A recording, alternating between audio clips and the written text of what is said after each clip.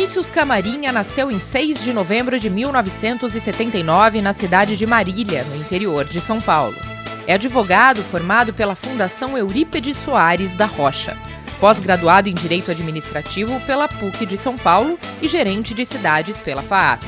Foi prefeito de Marília de 2013 a 2016, quando recebeu o título de prefeito amigo da criança da Fundação Abrinq pelos inúmeros investimentos na educação. Também exerceu o cargo de secretário estadual de Desenvolvimento Econômico, Ciência, Tecnologia e Inovação do Estado de São Paulo durante o governo Márcio França em 2018. Foi eleito deputado estadual pela primeira vez em 2002, sendo o parlamentar mais jovem do Estado de São Paulo na 15ª legislatura. Entre vários projetos aprovados, é coautor da lei que proibiu o fumo em ambientes coletivos no Estado de São Paulo e virou referência em todo o país. Agora, em 2023, chega ao 5º mandato na Lesp, com mais de 123 mil votos, sendo o deputado mais votado em 40 municípios da região centro-oeste do estado. Nesta 20ª legislatura, é o atual líder da Federação PSDB Cidadania na Assembleia Legislativa, com a responsabilidade de ser porta-voz e representar a pauta do grupo de parlamentares na Lesp.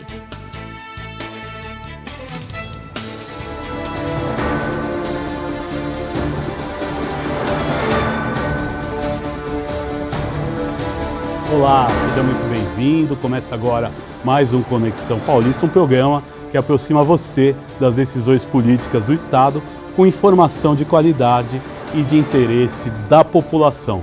Conexão Paulista de hoje recebe o deputado Vinícius Camarinha, líder da Federação PSDB Cidadania. Deputado, seja bem-vindo, obrigado pela presença. Obrigado, Guga, um prazer estar com vocês. Saudar aqui a Marcela, a Jaqueline.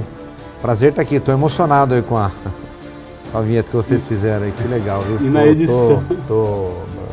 Tanta coisa que a gente faz, né, durante o mandato e um resumo rápido, assim. Nossa, quanta coisa, né? Ufa! Vamos falar muito sobre isso durante essa hora e na edição de hoje me acompanha a jornalista Jaqueline Fervoli, do portal da Alesp, e Marcela Vasconcelos, da TV Alesp. Bem-vindas, muito obrigado. Um oi da Jaqueline. Olá a todos, um prazer estar com vocês. Saudação especial ao deputado. Marcela, muito bem-vinda, muito obrigado pela presença.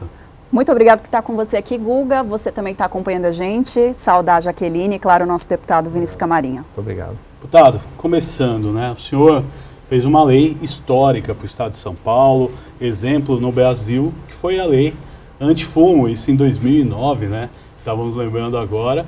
E foi daquelas leis que literalmente pegaram, né, bem regulamentada, e hoje você não pensa você ir num ambiente fechado e fumar. Eu quero que o senhor conte um pouco disso, dessa experiência, né, de fazer uma das leis mais históricas do Estado de São Paulo. Vou contar um pouquinho os bastidores dessa ideia. É claro que eu nunca tive nada contra quem fuma, mas me incomodava muito em ambientes e ter que compartilhar a fumaça ou ser um fumante passivo em ambientes, sobretudo, fechados, né? Então, isso não é possível. Pô, a gente tem o direito de inalar e respirar o ar puro. Não é possível a gente ter que, apesar de respeitar quem fuma, mas alguém impedir seu direito de respirar um ar puro, né? E eu já estava com o mandato aqui de deputado, falei, vou apresentar uma lei. Olha que maluquice, né? Vou apresentar uma lei criando regras.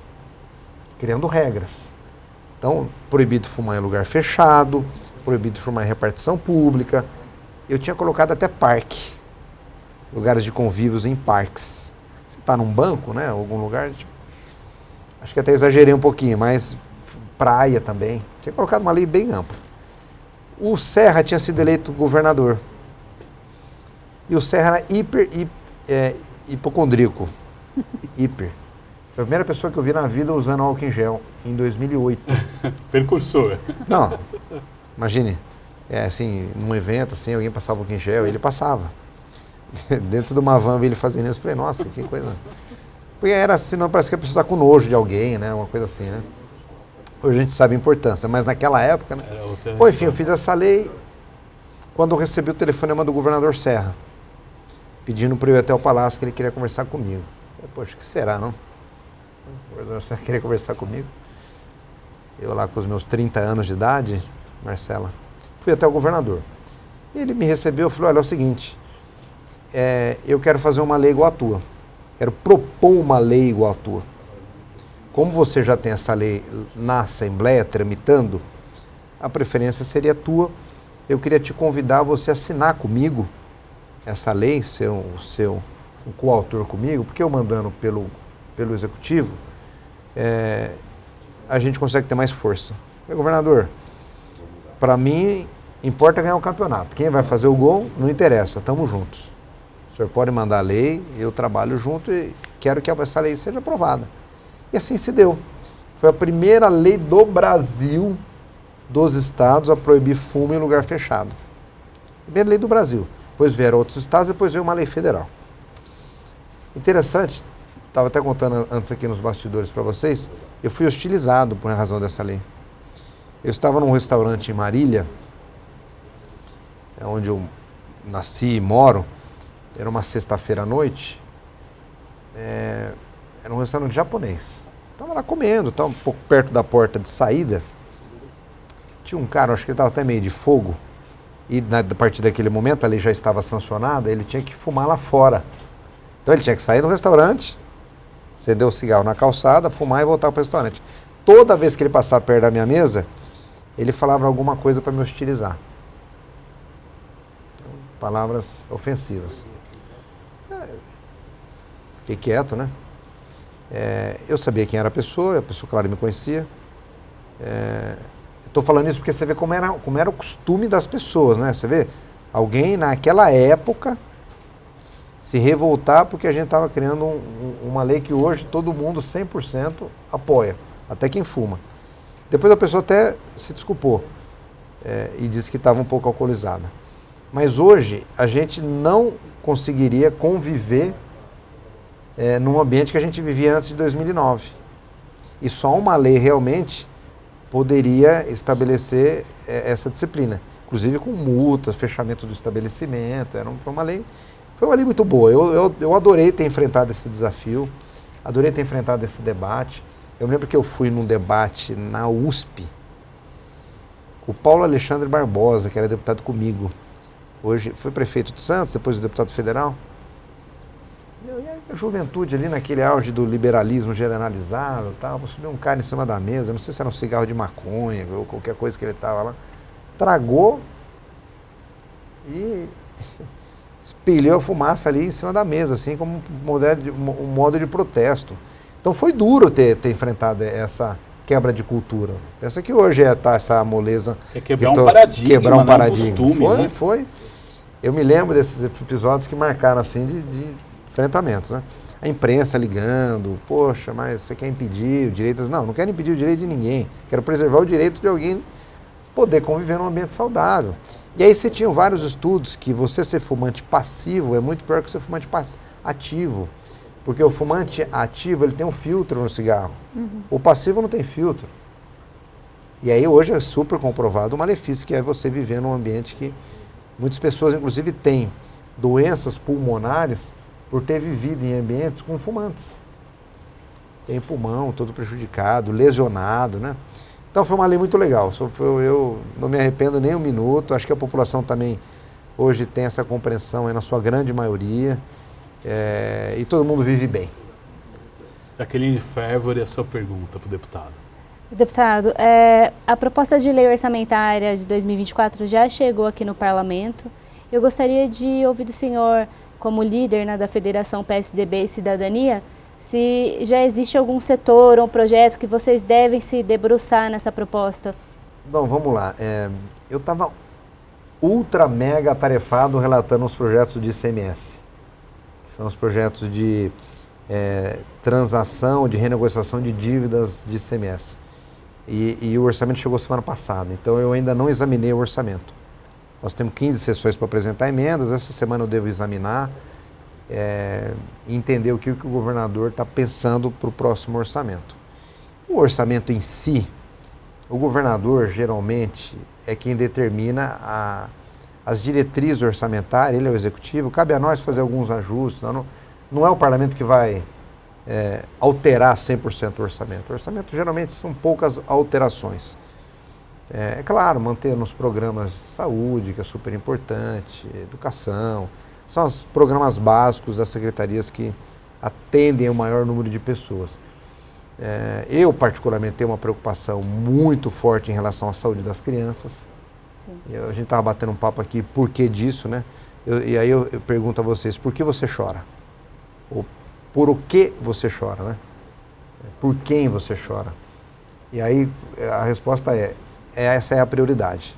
Então a prioridade é uma criança. Aí depois vamos até falar um pouquinho dos projetos que eu tenho para as crianças.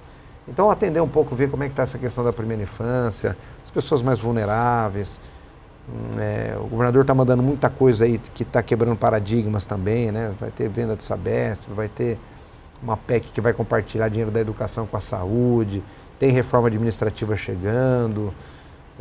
Então, nós vivemos momentos diferentes, né? A gente tem uma população hoje que vive mais, graças a Deus, mas está nascendo menos gente. Então, você tem uma taxa de natalidade menor, com uma população envelhecendo, eu não digo envelhecendo, mas vivendo mais. E aí você precisa viver mais com qualidade, senão também não é uma boa alternativa. Então, você tem que pôr programas e investimentos para essa população que está envelhecendo mais, e aí ver como é que vai ficar o orçamento para a população que está nascendo, mas em menos número. Então, tudo isso você tem que agora examinar. A Folha deu uma matéria interessante semana retrasada, eu acho que foi essa semana, mostrando a pirâmide etária da população. E pela primeira vez, você tem uma população de 60 anos maior que uma população de 20. Olha que interessante. A população de 60 anos é maior que a população jovem de 20. E a faixa etária de 45 a 60 também aumentou muito. Aumentou. Né? Por quê? Graças à ciência, tecnologia, os medicamentos, laboratórios. A gente está vivendo mais. Graças a Deus, né? Sim. Se você for ver, eu fiquei super assustado. A taxa de vida, a média de vida das pessoas em 1930... ou 18, não me lembro, 15, era assim 40 anos, 45 anos. É uma coisa absurda. É verdade. Você morreu, eu já teria morto. A minha média eu já, né, Gugu? Você não, que você é mais novo. Não. Eu estou com 43, eu já tinha 2 anos de vida. Porque a média era 45. Porque morria muita gente jovem, muita mortalidade infantil. Então a gente jogava lá para baixo. Então eu fiquei assustado, porque a taxa de 1840, 45, a média de mortalidade na Inglaterra era 32 anos. Olha só como a gente... Hoje nós estamos com 76, 77, mais ou menos por aí. E vamos viver mais. Então, onde a gente tem que investir mais? Onde a gente tem que investir mais? Agora que o orçamento vai sendo trabalhado assim. Minha colega Marcela Vasconcelos, é a sua vez. Deputado, é uma honra estar com o senhor aqui. A honra é minha. Entrei nessa casa em 21 e, como eu comentava com o senhor nos bastidores, o senhor sempre teve um protagonismo muito grande nas grandes articulações de projetos, como a gente já comentou aqui, que são anteriores, mas de 21 para cá, sobretudo, eu acho que grandes marcas foram conquistadas ainda no governo do PSDB, sob o Estado e também sobre a presidência dessa casa.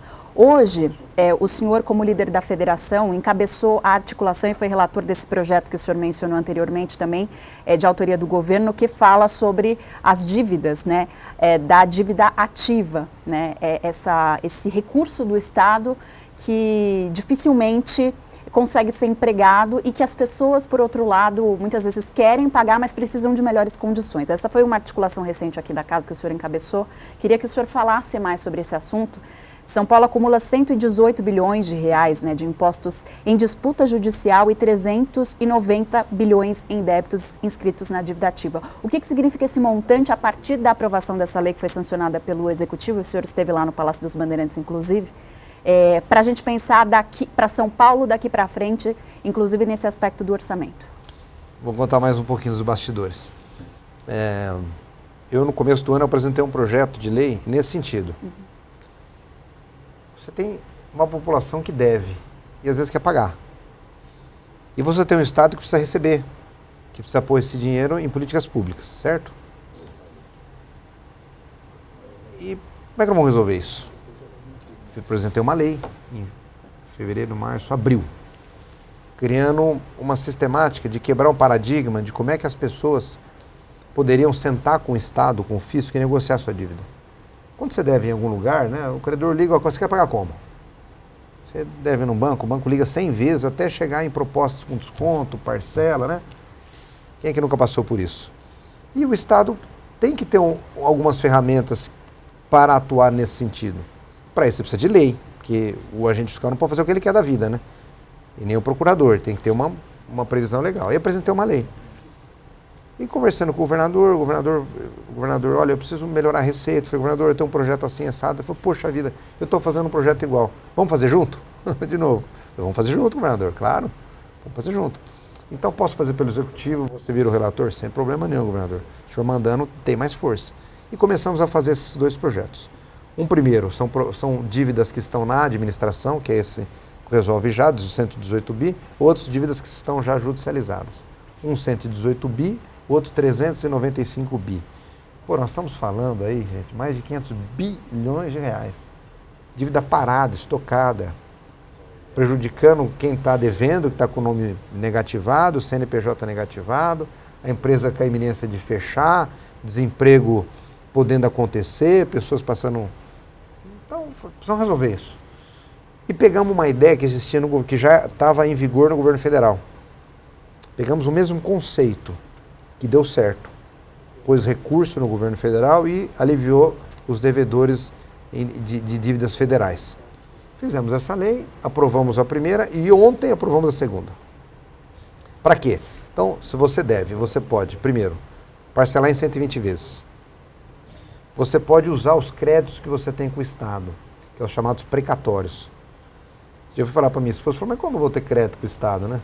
Quem não liga muito, não era quem não liga. Quem está em outra atividade, minha esposa é médica, às vezes não fica ligado nesse assunto, que é coisa chata, você está correndo com a tua vida. Então, o precatório é quando o Estado fica te devendo por alguma razão, ou desapropriou o imóvel teu, ou você fez alguma operação de ICMS e você ficou credora do Estado, então o Estado tem que te reembolsar. E, por incrível que pareça, você sendo credor do Estado, você não podia compensar isso com a tua dívida. Olha que beleza. Um dever para o outro. Quando o Estado, você deve para o Estado, ele vem com o império da força da lei e te arrebenta. Bloqueia, judicializa, sequestra de contas. Tá? E quando você é credor do Estado, você fica lá com precatório ou com algum papel e não acontece nada.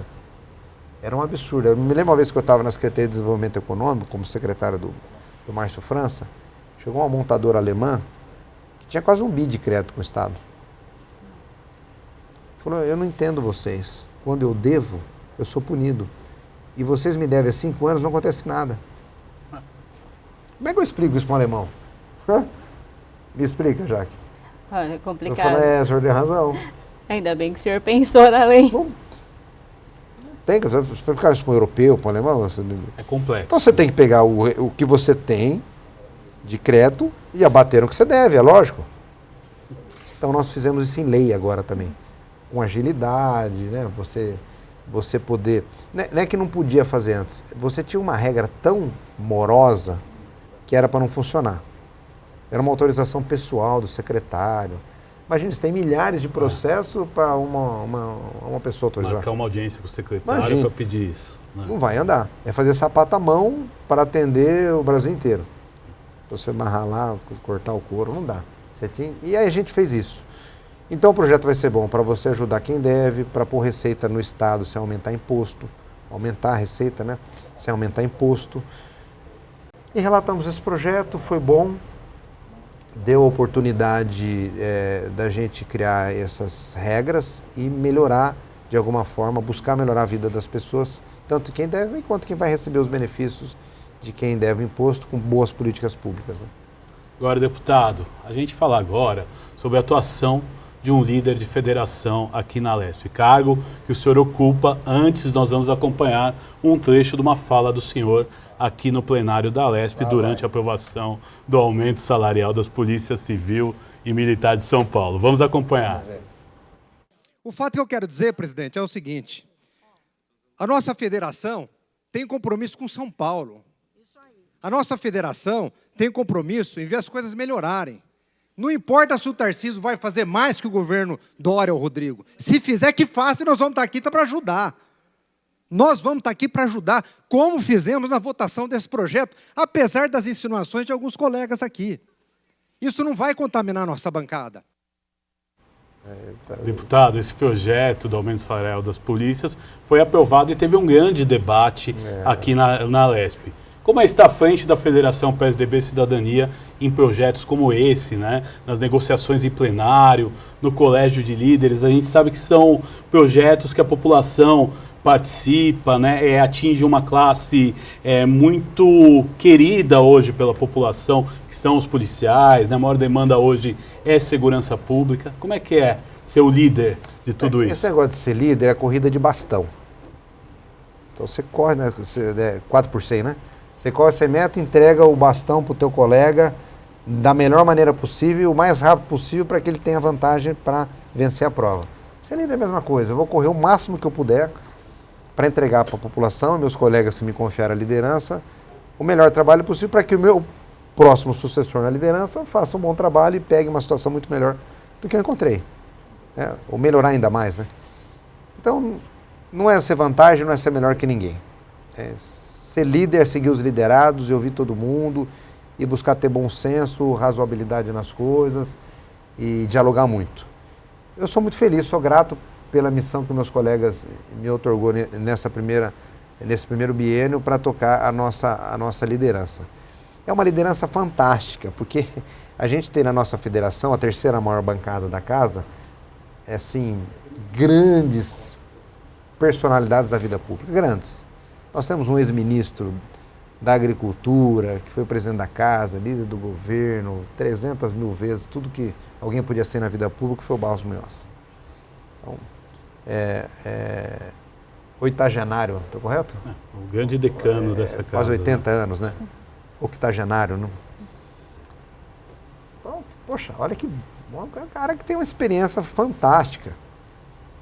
Eu até fizemos uma homenagem para ele da medalha do mérito legislativo, que foi muito emocionante. E aí você tem prefeitos, ex-prefeitos, então você tem, eu vou citar os 12 aqui, mas eu vou pegar, por exemplo, os do PSDB. O mais experiente, que é o de idade, que é o Barros, e o que tem mais mandato, que é o Bragato, que tem 11 mandatos. E aí você tem as mulheres, nós temos 5 mulheres na nossa federação. Você me ajuda a não esquecer. A Bruna, a Analice, Maria Lúcia Amana, Carla Ana Carolina e Ana Carolina Serra. É isso aí. Olha que bancada privilegiada, né? Mulheres muito experientes, né? com formação, com bagagem. Eu digo o seguinte, sem desmerecer nenhuma outra bancada, mas a nossa bancada é o Green Team. Lembra do NBA? É um timaço que a gente tem. Então, poxa, bancada com qualidade, que tem muita responsabilidade, tem muita experiência, é uma bancada da política. É gente que veio de vereador, prefeito, secretário, gente que... nada contra quem não tem essa história, mas quem tem essa história é especialista. Quem tem essa história é especialista, já tem uma maior noção da leitura das coisas na política, né? Consegue entender qual a diferença de um PSF num BS, o que é um posto de saúde nessas condições, consegue... Eu estou muito feliz, é uma bancada muito tranquila, é uma bancada que você vê, apesar da gente não ter vencido as eleições, tem a consciência de ajudar em bons projetos, né? A gente tem tido um comportamento muito de bom senso, porque o governo indo bem, a população vai bem. E a gente não vai prejudicar o governo porque na disputa eleitoral o nosso projeto não foi o vencedor. Não. Teve o projeto da polícia lá. Tinha um debate e precisava do nosso apoio para aprovar o projeto. É bom, o projeto é bom. Ah, mas estão dizendo que vai ser melhor do que o governo passado. Não tem problema, é ótimo. Tomara que seja melhor mesmo, que seja muito melhor. E o próximo governador que faça melhor ainda do que o anterior. E bola para frente. Então, estou aí, estou na luta. Estou bem, correndo, 2 filhos em casa. Eu 3 eu já estou querendo. 2 filhos em casa, então estou muito feliz. Estou feliz demais por poder estar cumprindo aqui um papel que o povo de Marília e região me outorgou. Estou animado. Vamos ver qual a próxima agora. Marcela Vasconcelos é a próxima. Deputado, eu queria continuar nessa atuada da tua atuação política, de ser esse articulador. E você falou do Barros e do Bragato, e eu queria saber de você, da tua intimidade. Você é esse líder que está à frente dos microfones para a defesa de suas posições, da própria bancada, do partido em si. Mas se a gente voltar para trás, você sai do PSB, entra para o PSDB, ali, logo em que o partido, com perdão da palavra, começa a derrocada, perde o Estado, e hoje a gente vive um governo do Republicanos, com o Tarcísio, e nessa casa com o PL, através do presidente André do Prado. Como é que é a articulação do Camarinha, que continua nessa jornada de lidar muito bem com esses atores todos? E eu queria saber de você se você vai lá no gabinete do Barros beber da fonte. Fica só um desajuizado, né? No momento mais difícil do PSDB é o mergulho de cabeça, né, Jaque? Verdade. Porque é missão. A gente tem que ajudar no momento que você é chamado para ajudar. E eu recebi o convite do Dória e do governador Rodrigo para ajudar, no momento em que o Estado mais precisava, uma turbulência política generalizada. Vocês se lembram, né? Disputa Dória, Bolsonaro, pandemia, e não sabia quais seriam as consequências disso na vida das pessoas, como é que seria o desenrolar total, e fui. Coloquei em risco até a minha popularidade, né? Porque naquele momento haviam muitos questionamentos. E não me arrependi, porque eu sabia que eu estava tendo instrumentos para poder ajudar. Ah, mas o Dória estava errado. É aí que eu queria ir, porque eu podia convencer no momento, às vezes, opinar para melhorar. Sentar à mesa de quem manda, para você passar uma outra posição. E, na minha convicção, acho que deu certo. Acho que deu certo. Eu tive a minha maior votação, então a população reconheceu, porque eleição é onde a população vai julgar, né? Então eu terminei o mandato como líder do governo e tive uma aprovação nas urnas. Foi a minha maior votação, foi nesse mandato. E pude ajudar em políticas públicas, sobretudo na minha região, do qual devo o mandato, de fazer com que o orçamento pudesse chegar lá. Se você perguntar qual foi a maior conquista do ponto de vista físico, foi um novo hospital da mulher e da criança para a minha cidade de Marília, para atender a região toda. Marcelo, hospital da mulher e da criança, não está entendendo?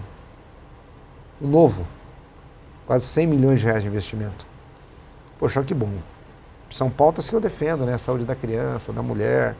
E é fazendo esse trabalho que você consegue se aproximar de quem decide, convencer, trabalhar o orçamento.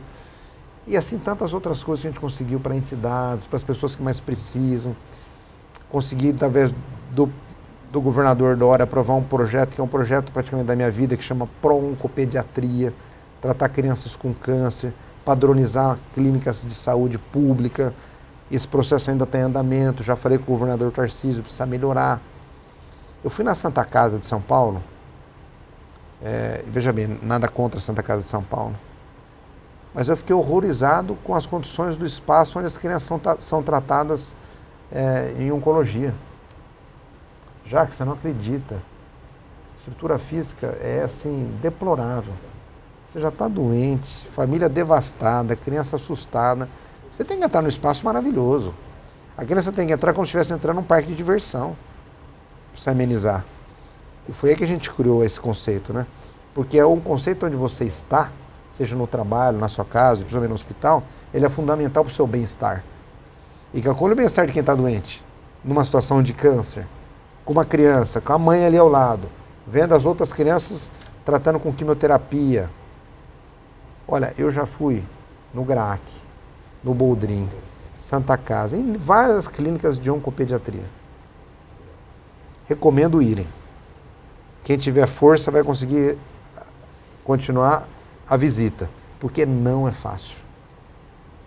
Você olha aquilo ali, você chega em casa, se você tiver um filho, você quer ver teu filho. Porque é uma das piores tragédias que uma família pode passar, é enfrentar uma doença dessa com um filho. E que cabe a nós aqui, do outro lado, enquanto poder público, oferecer o que é de melhor. Porque se o maior patrimônio nosso, na minha opinião, é um filho, você tem que ter o que é de melhor para esse patrimônio. E foi por isso que eu queria essa lei de oncopediatria, o governador Dória sancionou à época. Agora precisa regulamentar, precisa melhorar, eu estou batalhando por isso. Qual é o meu sonho? Você tem um padrão de excelência para essas clínicas no estado inteiro, regionalizado. Então, uma criança da região de Marília ser tratada num espaço padronizado, chegar lá na clínica, ser acolhido num espaço arquitetônico de primeira, receber um mimo, um bonequinho, uma bonequinha, se for uma menininha, ter um livrinho para ela ler, um brinquedinho, um playground, né? A criança já dá uma relaxada. Esse era meu sonho. Desenhei o projeto, eu tenho o projeto desenhado. Eu falei com o Maurício de Souza, eu falei com a turma do Pernalonga, eu falei, como é que chama aqueles bichinhos japoneses, cara? Uns bonequinhos japoneses. Pokémons, nada. Olha a minha cabeça como é que tá, meu. Teletubbies? Não, depois eu vou lembrar até o fim da entrevista. Mas para a gente pensar nessa ideia do lúdico como um auxiliar no tratamento.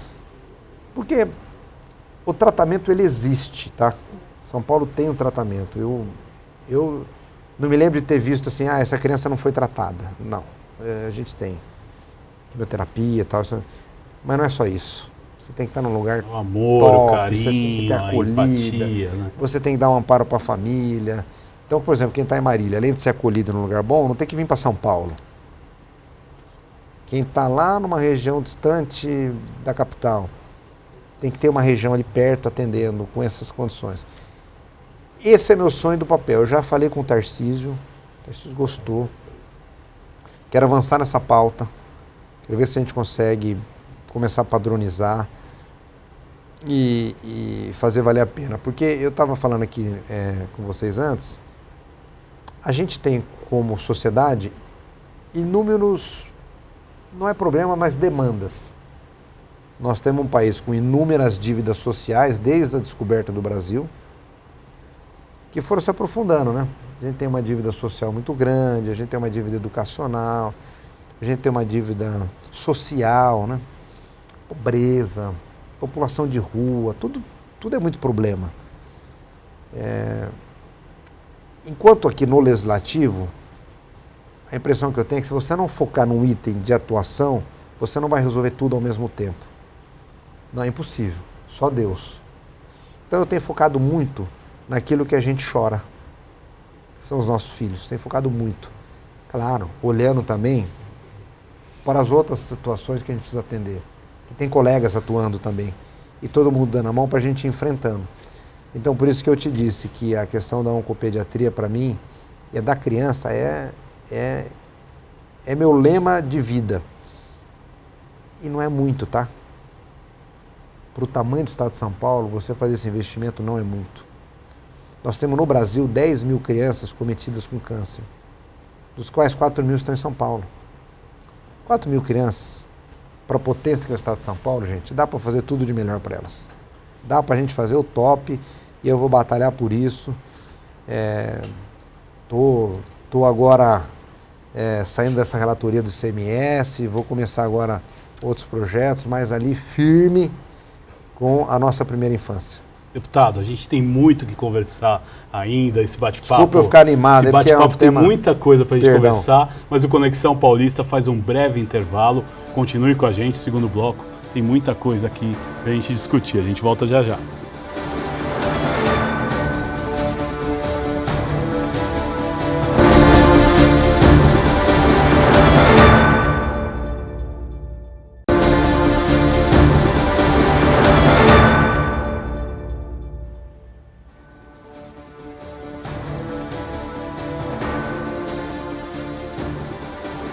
Conexão Paulista está de volta. Hoje recebemos o deputado Vinícius Camarinha, líder da Federação PSDB Cidadania. Deputado, mais uma vez, obrigado pela presença aqui comigo. As minhas colegas Jaqueline Fervori e Marcela Vasconcelos, que estão aqui sabatinando o deputado Vinícius Camarinha. Eu gostaria agora, deputado, de mostrar um vídeo aí sobre as suas redes sociais, sobre outra votação importante que aconteceu aqui na Alesp. Vamos acompanhar. Olá pessoal, bom dia. Chegando aqui na Assembleia, comentando Cabo Oliveira. Como é que tá, Cabo? Um pouco mais. Muito obrigado. Vamos lá, pessoal de Marília região lá. Um abraço, pessoal. Bom trabalho, cara. Muito obrigado. Bom trabalho, Oliveira. Muito obrigado. Bom, pessoal, aqui é a entrada da Assembleia. Eu estou direcionando ao plenário, onde a gente assina a presença diariamente. Eu já mostrei para vocês, ela é digital. Hoje é um dia que nós vamos ter bastante projetos que serão debatidos aqui na casa. Como eu já falei para todos, eu estou como coordenador de projetos dos deputados aqui da Assembleia. Então nós vamos votar 46 projetos hoje, que tratam de temas desde saúde, educação, animais, saneamento, bastante coisa. Vale a pena vocês acompanharem, tentando esses temas interessantes. Aqui só deixar aqui a presença, essas inscrições para usar a palavra. Então, bom dia, vamos falando e convido vocês a acompanhar a nossa agenda. Um grande abraço. Deputado, o senhor falava aí sobre os 46 projetos parlamentares que foram realmente aprovados em junho deste ano. Também chama atenção para o trabalho que o senhor exerce, né, de coordenador dos projetos na casa. Você pode explicar melhor para quem nos acompanha? O senhor acha importante se comunicar pelas redes sociais? É legal fazer essa analogia porque muita gente não sabe, né, o que acontece aqui na casa, então é importante esse fator de comunicação, né? A gente não teve na escola, Guga, Marcela e Jaque, quem ensinasse a gente como é que funciona a estrutura administrativa do Brasil, dos estados e do município. A gente não aprende isso, né? Não aprende, por incrível que pareça. A gente vai para as urnas, temos que votar e ninguém passa para a gente como é que funciona. Olha que coisa meio maluca, né? Eu acho isso um absurdo. Tinha que ter... Eu já conversei com o governador, acho que a gente vai conseguir colocar em algum momento do colegial, no terceiro ano, no meu tempo era terceiro colegial, hoje como é que é, nono ano? Não, acho que tem o terceiro colegial aí, né? O último ano do ensino médio, como funciona a estrutura política do Brasil, administrativa, não é aula de política, é a estrutura. Então, Câmara, Senado, Congresso, vereador, deputado estadual, deputado federal, porque as pessoas fazem uma grande confusão. Grande confusão. Algumas pessoas pensam que eu estou em Brasília, algumas pessoas pensam que a minha função é uma mix de vereador com deputado federal. Eu já ouvi que deputado federal é de todo o Brasil, então, a gente acaba ouvindo. Mas isso não é má fé das pessoas e nem preguiça de ninguém, nem ignorância de ninguém, é que isso nem ensinou. E toda vez que sai notícia da política, geralmente é negativa. Então, a gente precisava ter, porque como é que a gente vota sem saber as funções de cada cargo? O que é o Congresso Nacional? O que é uma PEC? Então, isso a gente precisava ter um esclarecimento mais forte. Né? Você diz ele toda hora, o Congresso Nacional vai votar o projeto tal. Sim. O que é o Congresso Nacional, minha gente?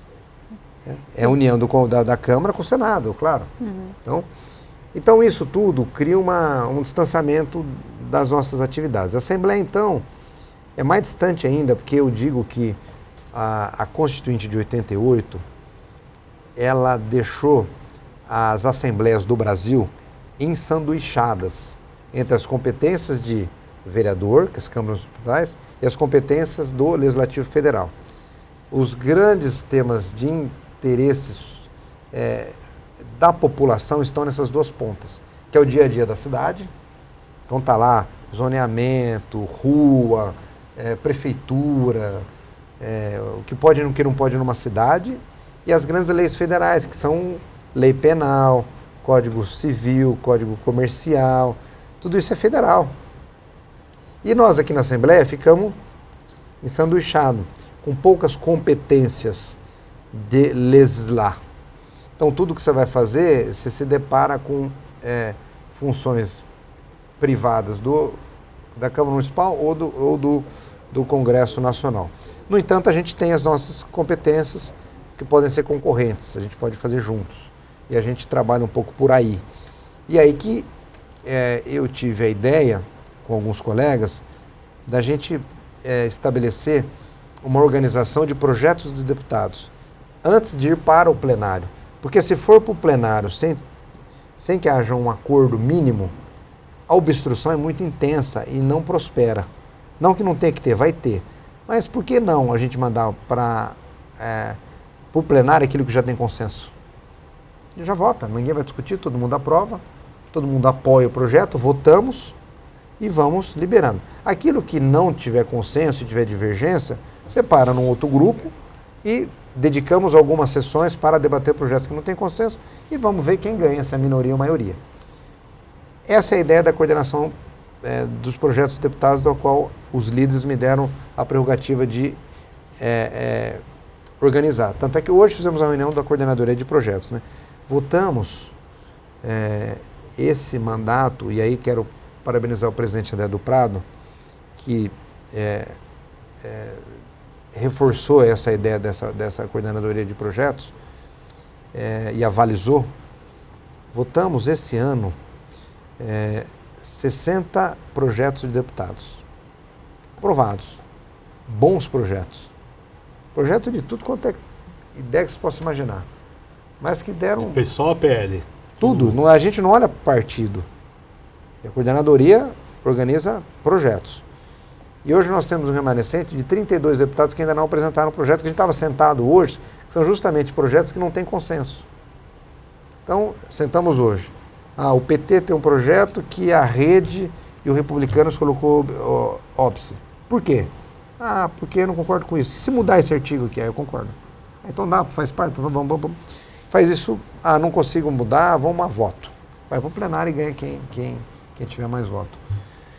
Então, tudo isso faz parte dessa coordenadoria que dá mais eficiência para a gente aqui no Legislativo, né? A gente tem uma inteligência para organizar isso. Eu estou nessa, estou aí na luta, hoje cedo já trabalhando, organizando, procurando trabalho. Eu acho que a gente, enquanto tiver saúde, força, fazer o máximo que a gente pode. Porque isso aqui tudo é passageiro, né? Ninguém vai se perpetuar aqui. Então, eu aproveito cada dia, cada minuto que eu tenho, o mandato que o povo me outorgou, que é uma coisa fantástica. Pensem só, você poder falar em nome de milhares de pessoas, decidir com 94 pessoas aquilo que vai ser a vida de 46 milhões de brasileiros paulistas que moram em São Paulo. Coisa séria, viu? Eu levo isso aqui muito a sério. Porque não dá pra gente... Como é que era antigamente, né? No tempo de Platão, na Grécia Antiga, né? Reunia a população na praça, né? E aqui eles já tinham discriminação, menos as mulheres, para decidir o que ia ser do futuro da cidade. Só que a confusão era tão grande que não conseguiu organizar. Aí sim decidiram eleger representantes para que, em nome de num grupo menor, pudesse decidir. Assim nasceu a democracia, vem há anos e, poxa, você fala em nome da população toda, né? Então, eu me dedico aqui intensamente. Se tiver coisa para fazer, pode me chamar. Preguiça zero. Preguiça zero. Então, mais uma missão que eu estou lá firme na coordenadoria de projetos, porque eu sei que são boas leis que vão melhorar a vida das pessoas. E o que tem que ser disciplinado é em lei, porque senão ninguém... Como é que vai ser a lei do mais forte sobre o menos fraco, né? É só a lei, né? Sim. Jaqueline Fervo, é com você. Deputado, a gente estava falando um pouquinho dessa trajetória também nos bastidores. O senhor foi um dos deputados mais jovens já eleitos, né? Acumula mandatos, também foi prefeito de Marília. Eu queria que o senhor comentasse um pouquinho do peso, né, que tem essa experiência. A gente sabe a importância de conhecer o caminho das pedras, né, para conquistar projetos, conseguir conquistar o voto dos deputados nos projetos de lei também, e falar também um pouquinho dessa representatividade para o interior. A gente sabe como que é importante as regiões ter um representante, né, para conquistar recursos, principalmente, o senhor comentou do hospital, então fazer um paralelo entre essas duas pontes. Se tivesse time de futebol aqui, eu estaria nos veteranos, né, pessoal mais antigo. Eu gosto de uma reflexão que é assim, eu não estou muito velho porque comecei muito cedo. Então, estou antigo, mas não estou muito velho porque eu comecei muito cedo. Eu cheguei aqui tomei posse aos 22 anos de idade. A lei fala em 21. Ninguém pode ser eleito deputado com menos de 21 anos. E ninguém pode ser eleito vereador com menos de 18. Então eu entrei na raspa. Eu fui acumulando muita experiência, né? Eu sempre falo que quem se dedica uma parte da sua vida a algum tema fica um especialista. E quem é um especialista, entendo eu, que faz melhor daquele que não é. Ou tem chance de ter mais acerto daquele que não se dedicou a isso. Ou seja, aqui no jornalismo, o telespectador na sua atividade profissional, as câmeras aqui. E eu fiquei na vida pública. Então, virei um especialista em entender as pessoas, em procurar melhorar a vida das pessoas, em estudar muito, e me dediquei, fui firme e fui enfrentando e fui seguindo as missões que a população ia me pedindo. Então passei pela Assembleia, passei pelo cargo de prefeito, que eu amei ser prefeito, amei, apesar do grande desafio, apesar de ser uma atividade extremamente trabalhosa, mas extremamente gratificante, porque qual a diferença, né, uma do outro? Né? O pessoal fala, qual a diferença? Você gosta mais do quê? O legislativo é poder colegiado, você decide em grupo, você decide junto com 94. Prefeitura, Marcelo, você decide sozinho, é você e a sua decisão. Você é gestor, você é ordenador de despesa, você tem que decidir coisas de A a Z, de morador de rua a saúde, de cultura a esporte. Então você tem que virar um expert, você tem que manjar um pouco das coisas ali rapidamente, dialogar com a população, dialogar com o legislativo. Não é moleza ser prefeito. Não é moleza. Dá muito mais trabalho do que ser legislativo. Eu digo do ponto de vista porque você tem uma decisão individual. Aqui você tem uma decisão coletiva. Então é muito mais simples. Aqui você não tem ordenador de despesa. Você não é um ordenador de despesa. Você não tem contratos. Você vota projetos, propõe, debate, sugere para o governador. Você cobra, você fiscaliza. Também tem trabalho, bastante. Mas não aquela responsabilidade individual. E fui preenchendo os espaços que a vida e o povo foram me determinando. Tive uma passagem maravilhosa pela Secretaria de Estado do Desenvolvimento Econômico, que foi outra missão que o governador, à época, Márcio França, me convidou. Então, você dialogar com o USP, o Unesp, o Unicamp, que estão abaixo dessa secretaria, né? O Centro Paula Souza, pesquisa, FAPESP, foi assim, uma coisa fantástica, também me deu mais experiência ainda. Depois passar por missões aqui na Assembleia, liderança de governo, que é uma outra demanda também gigante, né? Você cuidar dos interesses de projetos do governador, dialogar com todas as bancadas. E estou sobrevivendo, estou aqui firme, animado, vendo o pessoal aí com muito mais idade que eu, com um vigor de vida extraordinário, que me inveja. E eu procurando fazer o máximo pela minha cidade, minha região, que me deu o voto aqui, que me mandou para cá, quem eu devo satisfação. Claro que você passa a ser deputado do Estado, mas eu estou aqui em razão da minha cidade de Marília, em razão das minhas cidades do entorno de Marília, e das 40 cidades que me fizeram o deputado mais votado. Olha que baita responsabilidade, né? Você ser o deputado mais votado em 40 cidades. Poxa, isso aí me dá um gás, uma força, uma vontade de poder acertar e trabalhar cada vez mais enorme. Eu tive a felicidade de trabalhar em muitas cidades, e de ver muita coisa. A gente vê muita coisa, porque o político que não está perto da pessoa, que não está perto da população, é difícil para poder trabalhar aqui legislando em alguma coisa. Porque quando você vê, como é o caso das crianças, quando eu vou lá, vejo uma criança doente, com paralisia, uma criança que está numa PAI, você tem que ajudar a PAI. Eu estou vendo a dificuldade, estou vendo as crianças com autismo, estou vendo a dificuldade agora do morador de rua, da epidemia de crack. Então, isso é muito bom. Então, eu estou muito feliz, pronto para os novos desafios, com todo o gás e cada vez mais experiente, e graças à população que me confiou esses mandatos. Marcela. Claro, deputado, enquanto o senhor foi líder do governo nessa casa na legislatura passada, uma lei bastante representativa foi a Lei de Terras, que o senhor fez com autoria com outros deputados. O quanto essa legislação está sendo regulamentada hoje, não sei se o senhor está acompanhando, e porque cada vez mais, a gente comentava também nos bastidores os números da SECOM, a SECOM sempre divulga, através do Executivo Paulista, esses números positivos do agronegócio, que elevam e muito o PIB de São Paulo em relação aos números do Brasil. E eu acho que aquela reivindicação à época era muito interessante porque grande parte daquelas pessoas tinham essa demanda de ter a regularização da terra muito por conta de sobreviver da agricultura e do agronegócio que representa, né, tão expressivamente o estado de São Paulo. Como é que isso é acompanhado hoje e como é que foi também a jornada para a aprovação daquela lei? Você está bem informada, viu? Você está... Foi um baita de um desafio fazer isso, porque há 50 anos ninguém conseguia regularizar isso. O que é isso, na verdade? São terras devolutas. Vou explicar um pouco mais didático. Vamos colocar já que em 1905, 1930, você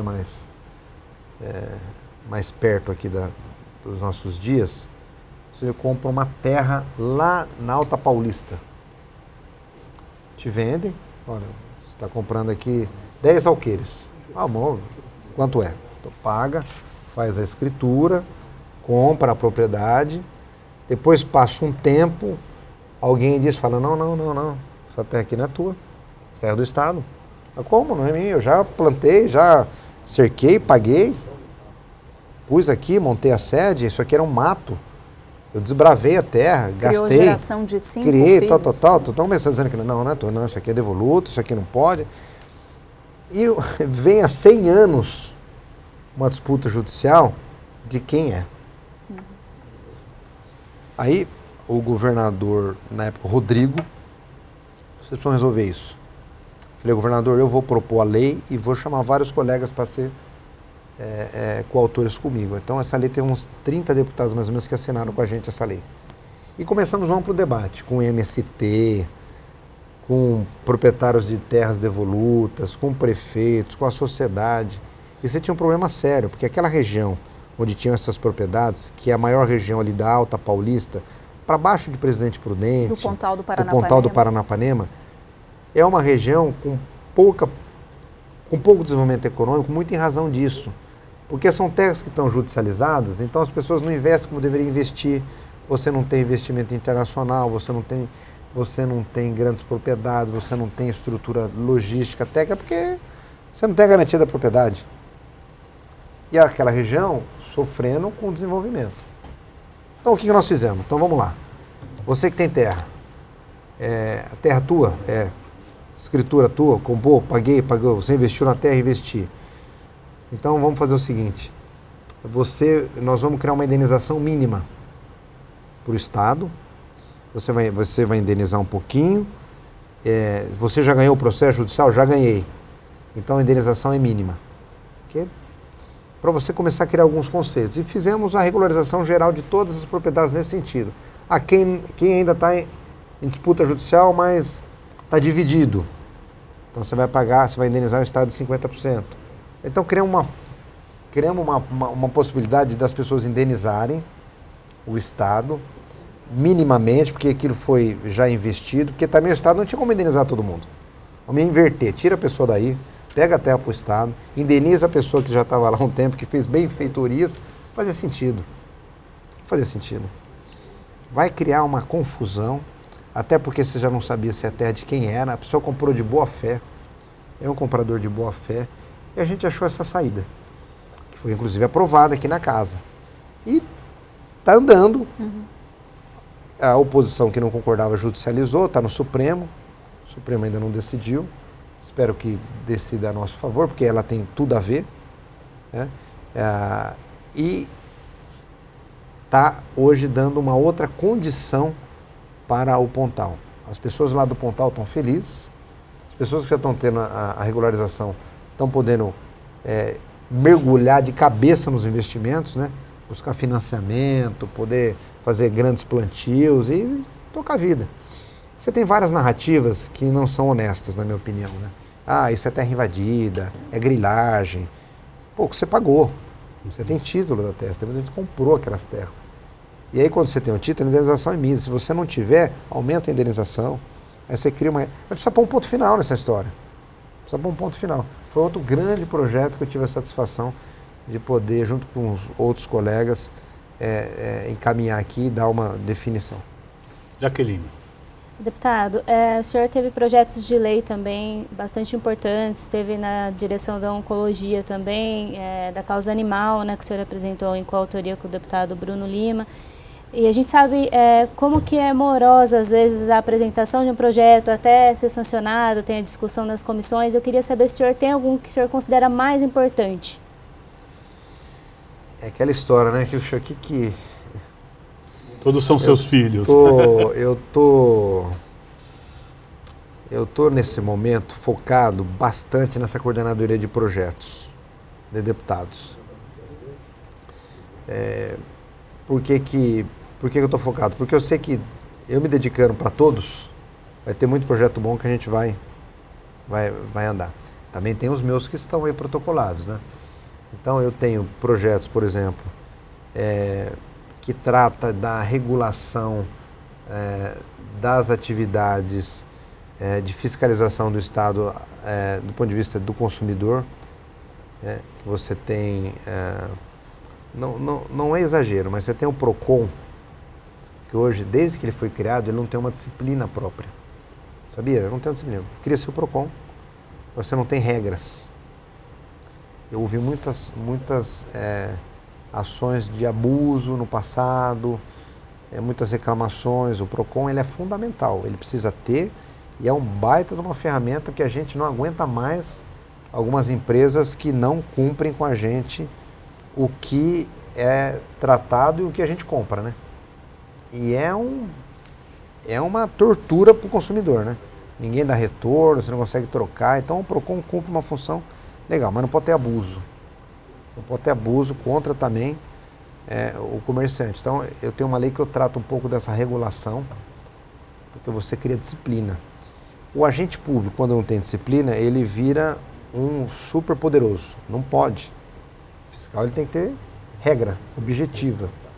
Ele não pode fazer o que ele quer. Ele não pode aplicar a multa que ele quer. A pessoa tem que recorrer dentro de uma regra. Quem vai julgar tem que ter regra. Então, isso faz parte de um sistema, de um devido processo legal. Você precisa ter isso. Então eu tenho uma lei que trata disso, é muito técnica, mas a gente tem recebido muitas reclamações nesse sentido. Proteger o PROCON, proteger o comerciante e proteger nós que somos consumidores. Eu fico pé da vida quando você não consegue falar com quem te vende alguma coisa e você se sente enganado. Já aconteceu isso com vocês? Sim. Sem dúvida. Cara, o negócio, você paga, você vai lá. Você não consegue falar você é no enganado. saque. Você é enganado, ninguém te atende, você pagou. Isso acontece muito, né, deputado? Não são casos isolados. É revoltante, né? É revoltante. Então nós temos que endurecer para quem realmente não cumpre as regras de comércio. E temos também, quem é o Estado, tem que ter limite. Então nós temos um projeto de lei que vai nesse sentido, que é uma das prioridades que eu tenho agora andando aqui na casa. E coordenando os projetos dos colegas aí, que eu estou muito feliz também em poder ajudar de um modo geral. Deputado, a gente está chegando naquela Já? hora, né? Que nós temos aqui algumas fotos no nosso telão, que também contam um pouco da sua história, né? Um jovem deputado ainda, mas que começou a sua vida política ainda jovem e que deve ter recebido apoio, principalmente da família, né? Com certeza. Vamos acompanhar aqui as fotos. Sua esposa e os filhos. Meu irmão. Seu irmão. Minha avó. Sua avó. Felicidade de ter a avó viva, né? Com 83 anos. Minha mãe e eu ali, né? Minha mãe era meu irmão, que faleceu. O meu filhinho que foi comigo na posse, e ele estava assustado no microfone. Eu queria falar também, ele falou que ele queria, mas ele não podia, né? Não. Teve um episódio que ele falou, quero falar, não teve? A minha filhinha, né, minha esposa, meu filho Vicenzo.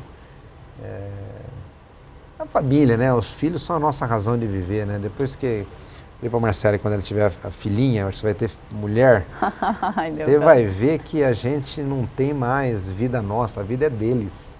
Contar um bastidor aqui para o nosso telespectador, que no dia da posse, em 15 de março dessa 20ª legislatura, o deputado subiu ali a rampa para entrar no JK, no plenário JK, para ser, né, de fato, ali ortogado, né, empossado, subindo com o carrinho, né, com os filhos junto e a esposa junto. É muito significativo, o senhor falava emocionado disso também, né, Guga, me permite, porque eu acho que vai muito de encontro com a proposta que o senhor fala sobre a preocupação com a primeira infância, que é uma jornada que você quer levar agora nessa legislatura, e também com a saúde das crianças, né, eu acho que é muito significativo para você e talvez por isso a sua emoção. Eu nunca imaginei que eu fosse... Sempre gostei muito. Quando fui prefeito de Marília, eu dediquei muito o nosso mandato às crianças. Até eu recebi uma homenagem e não esperava, porque a gente faz sem esperar homenagem. Você trabalha e se vê homenagem, ótimo, que é um reconhecimento pessoal teu, que quem não gosta, né? E foi da Brinc, por ações em defesa das crianças. Prefeito amigo da criança, né? Foi muito legal, porque a gente bombou as crianças. Eu tinha um programa social na prefeitura que eu levava as crianças carentes para a praia. Então levamos 2.000 crianças, uma semana em Santos. Marília da Praia fica uns 600 quilômetros. Quem é humilde não vai. As crianças me traziam água, garrafinha de água. As crianças foram conhecer o aquário em Santos, foram no McDonald's, foram, né, que tinham... Isso entendeu? Você põe na cabeça dessas crianças que geralmente é tragédia, o pai está preso, álcool, droga, só vê momentos de muita dificuldade, vê momentos de felicidade. Quem que vai para a praia, né? Só quem tem uma condição, né? É longe, pô. Custa, né? E aí a Brinc me presenteou.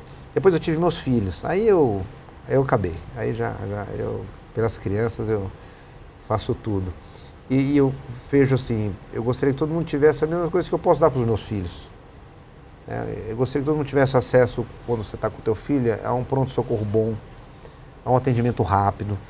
Porque você vê uma criança chorando ali, você vai no pronto-socorro, imagine você não tem um atendimento, teu filho sofrendo ali, você...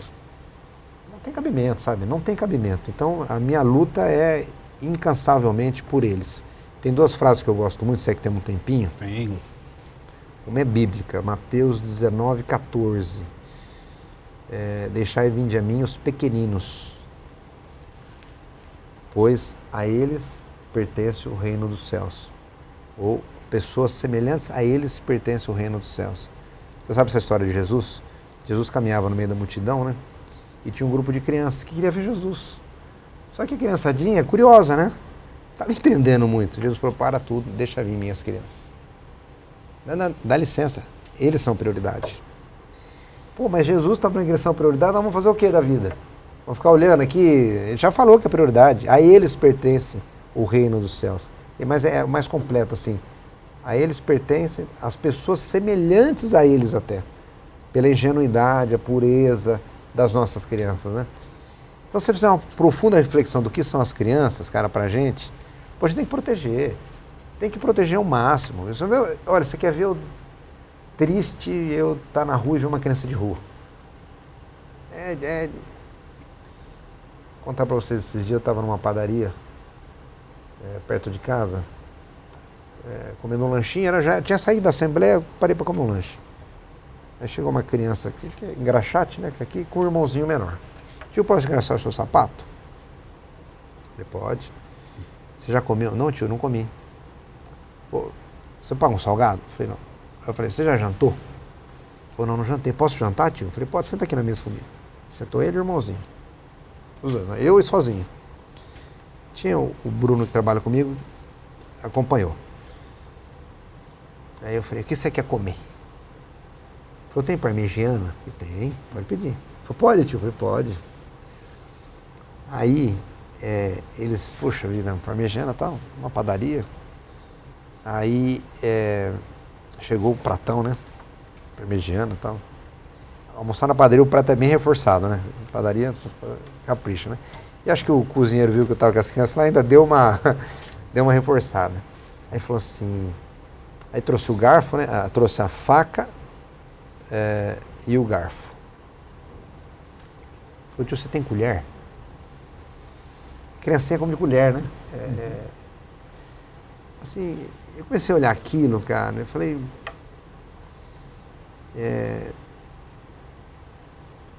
uma coisa tão simples, mas assim, que a gente no dia a dia tem acesso, e eles ali estavam assim, super... Era um brinquedo, assim, como se tivesse visto, era um prato de comida, filés parmegiana com batatinha e tal, eles estavam assim, debruçados e tal. E meu sonho é que todas as crianças podem ter acesso a isso, entendeu? Eu não sou presidente da República, eu não sou governador, mas dentro das minhas limitações e das minhas atuações que eu tiver aqui, eu vou fazer todos os esforços para que as crianças tenham acesso a essas coisas, sabe? Tudo bem, depois de mais velho, você consegue se virar, você tem autonomia, você aguenta sofrer os impactos emocionais. Né? A criança não. A criança não. E, então, eu me emociono muito. E ainda mais essa recomendação bíblica, né?